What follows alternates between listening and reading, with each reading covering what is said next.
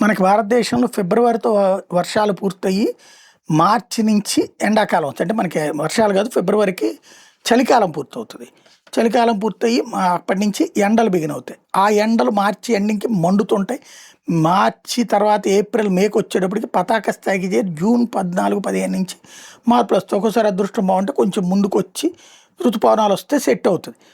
అయితే వెస్ట్రన్ కంట్రీస్లో వచ్చేటప్పటికి జూలై నుంచి సెప్టెంబర్ అనేటటువంటిది వాళ్ళకి హాలిడేస్ అనమాట. ఈ ఎండాకాలపు హాలిడేస్. ఆ టైంలోనే విపరీతంగా విమానాలు ఎక్కి వేరే బంధువుల ఇళ్ళకి అట్లా పోతుంటారు, ఎంజాయ్ చేస్తూ ఉంటారు. ఇప్పుడు 13,000 ఫ్లైట్లు ఎయిర్లైన్స్ ఆ 3 నెలల్లో క్యాన్సిల్ అయ్యే పరిస్థితి ఉంది.